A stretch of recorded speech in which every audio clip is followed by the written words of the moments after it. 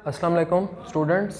हमने बेटा फ़िज़िक्स का आपका टेस्ट का जो नेक्स्ट लेक्चर है पढ़ा वो स्टार्ट करना है और वो आपका चैप्टर बेटा होगा चैप्टर नंबर 5। चैप्टर नंबर 5 बेटा फ़िज़िक्स का है ग्रेविटेशन। ठीक है, इसमें आपने ग्रेविटी से रिलेटेड चीज़ों को डिस्कस करना होगा। ठीक है, तो सबसे पहले आप ये देखेंगे कि ग्रेविटी का आइडिया किसने दिया था। बेटा ग्रेविटी का आइडिया सबसे पहले दिया था आइजैक न्यूटन ने। ठीक है, वो किस तरह से हुआ वो आपने पहले भी ये चीज़ अपने माइंड में ये मतलब सोचा होगा कि एक मतलब शाम वो बैठा था एक दरख्त के नीचे। ठीक है, तो वो पहले देख रहा था जो प्लैनेट्स रिवॉल्व करते हैं सन के अराउंड उनको। ठीक है, और उसमें ही उसी दौरान उसने एक एप्पल को अपने करीब ऊपर से नीचे गिरते हुए देखा। तो उसने जैसे ही वो एप्पल नीचे गिरा तो उसने ये सोचा कि ये जो एप्पल है ये नीचे खुद ब खुद नहीं गिरा, जबकि इसको एक फोर्स के जरिए नीचे गिराया गया और वो फोर्स की जमीन की फोर्स है। जमीन की फोर्स ने उस एप्पल को अपनी तरफ खींचा है और नीचे उसने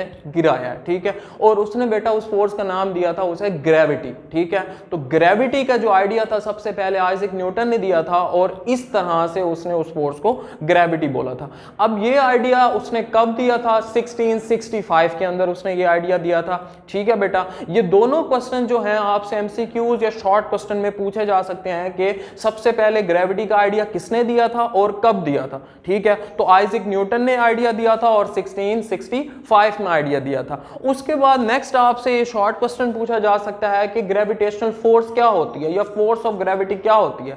बेटा ये एक ऐसी फोर्स है जिसके जरिए हर एक ऑब्जेक्ट कायनात का दूसरे ऑब्जेक्ट को अपनी तरफ खींचता है, कशिश करता है। तो ये जो फोर्स होती है ये कहलाती है बेटा फोर्स ऑफ ग्रेविटी या ग्रेविटेशनल फोर्स।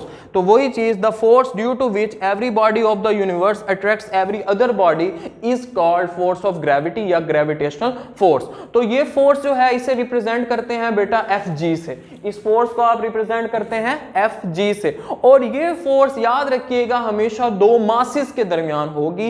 ये फोर्स हमेशा दो मासेस के दरमियान होगी। The gravitational force is always present between two masses.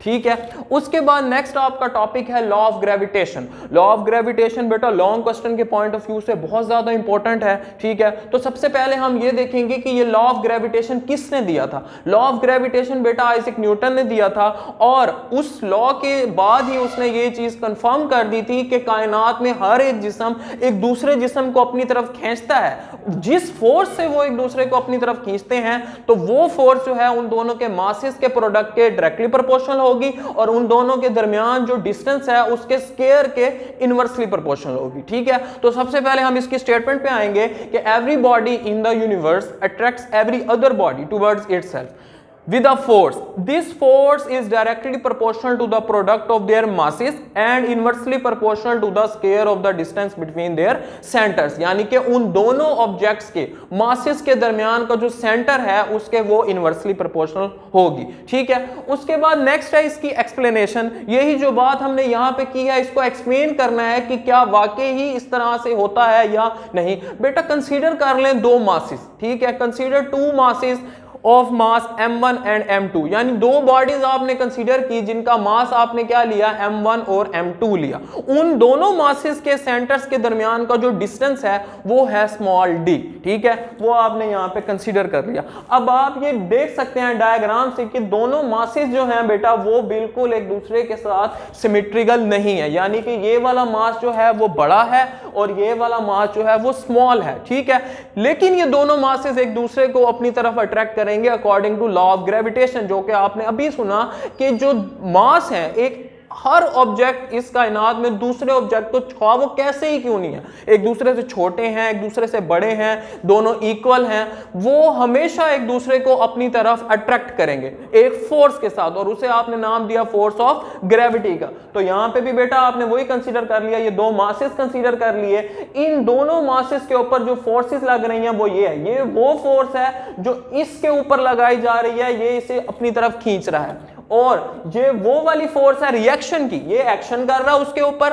और ये जो फोर्स लगा रहा है इसके ऊपर वो रिएक्शन की फोर्स है जो उसे अपनी तरफ खींच रहा है। जबकि इन दोनों के सेंटर्स के दरमियान का जो डिस्टेंस है बेटा वो स्मॉल d है। उसके बाद मैथमेटिकली आपने देखना है इस चीज को कि क्या मैथमेटिकली इसका क्या रिलेशन बनेगा, ठीक है। अगर आप लॉ ऑफ ग्रेविटेशन के मुताबिक देखें तो मैथमेटिकली हम उसकी स्टेटमेंट से ही वो बना सकते हैं कि जो फोर्स ऑफ ग्रेविटी थी हमने उसमें बात की थी कि वो मासेस के प्रोडक्ट के डायरेक्टली प्रोपोर्शनल है, यानी कि F is directly proportional to m1 and m2। इसे इक्वेशन नंबर 1 का नाम दे दें। और जो दूसरी बात हमने की थी वो क्या थी कि जो फोर्स है दोनों मासेस के दरमियान उनके डिस्टेंस के इनवर्सली प्रोपोर्शनल होगी। तो हम वही बात करते हैं कि इसका जो डिस्टेंस हमने लेट किया यहां पे स्मॉल d, तो उसके स्क्वायर के ये इनवर्सली प्रोपोर्शनल है। अब इन दोनों इक्वेशन को आप कंबाइन कर लें, क्योंकि ये दोनों इक्वेशन जो है फोर्स के साथ रिलेट कर रही है, इनको कंबाइन किया जा सकता है। अगर इनको कंबाइन करें तो आप देखेंगे यहां पे जो फोर्स है वो डायरेक्टली प्रोपोर्शनल हो जाएगी m1 m2 से और इनवर्सली प्रोपोर्शनल हो जाएगी d का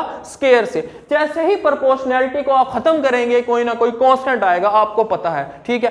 कांस्टेंट आपके पास जो है यहां पे वो है कैपिटल G, जिसे कहते हैं ग्रेविटेशनल कांस्टेंट, ठीक है। ग्रेविटेशनल कांस्टेंट की एक स्पेसिफिक वैल्यू होती है और वो वैल्यू होती है 6.67 मल्टीप्लाइड बाय 10 की पावर -11, ठीक है। उसके साथ इसका ये यूनिट है न्यूटन मीटर का स्क्वायर पर केजी का स्क्वायर, ठीक है। अब हमने देखना है कि ये यूनिट इसका किस तरह से आया, तो इसी ही फार्मूले से अगर आप G को एक तरफ रखें और बाकी सारी चीजों को दूसरी तरफ लेके जाएं तो आप यहां से देखेंगे कि ये D का स्क्वायर यहां जाके मल्टीप्लाइड हो जाएगा और m1 m2 नीचे आके डिवाइड हो जाएंगे। अब फोर्स का जो यूनिट है वो होता है न्यूटन, ठीक है। डिस्टेंस जो है वो होता है मीटर में, लेकिन डिस्टेंस का स्क्वायर है तो इसी वजह से मीटर का स्क्वायर हो जाएगा। m1 मास है, m2 मास है, दोनों का यूनिट होगा kg, तो kg मल्टीप्लाइड बाय kg का स्क्वायर हो जाएगा। ये kg का स्क्वायर बेटा जब ऊपर जाएगा तो kg-2 हो जाएगा।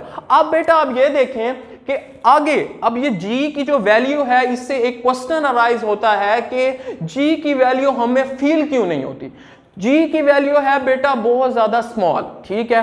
ये वैल्यू इतनी स्मॉल है कि जो आपके पास दो ऑब्जेक्ट्स हैं उनके दरमियान ग्रेविटेशनल फोर्स जो प्रोड्यूस्ड होती है वो बहुत ही ज्यादा स्मॉल होती है, नेग्लिजिबल होती है, क्योंकि इसकी वैल्यू बहुत ज्यादा कम है, ठीक है। अब वो जो ग्रेविटेशनल फोर्स बहुत ज्यादा नेग्लिजिबल होगी तो हम इसे फील नहीं कर सकते, मतलब ये इतनी स्मॉल वैल्यू है कि हमें इसकी बिल्कुल भी प्रेजेंस का पता नहीं चलेगा। उसके बाद नेक्स्ट एक बहुत इंपॉर्टेंट चीज है, आपने यहां पे देखा कि ये जो मास है इसके ऊपर एक्शन कर रहा है, उसी के ऑपोजिट ये वाला मास इसके ऊपर रिएक्शन कर रहा है, तो ये दोनों मासेस एक दूसरे के ऊपर जो फोर्स लगा रहे हैं वो इक्वल इन मैग्नीट्यूड है लेकिन ऑपोजिट इन डायरेक्शन है। तो आप यहां से देखें कि ये जो लॉ ऑफ ग्रेविटेशन है न्यूटन के एक और लॉ से भी मुमासलत रखता है और उसे कहते हैं Newton's third law of motion, ठीक है, जो बेसिकली ये था कि action and reactions are always equal in magnitude but opposite in direction, ठीक है, कि वो मैग्नीट्यूड में एक्शन और रिएक्शन इक्वल होते हैं जबकि डायरेक्शन में ऑपोजिट होते हैं। इसी वजह से यहां पे देखें कि ये जो फोर्स है प्लस में है,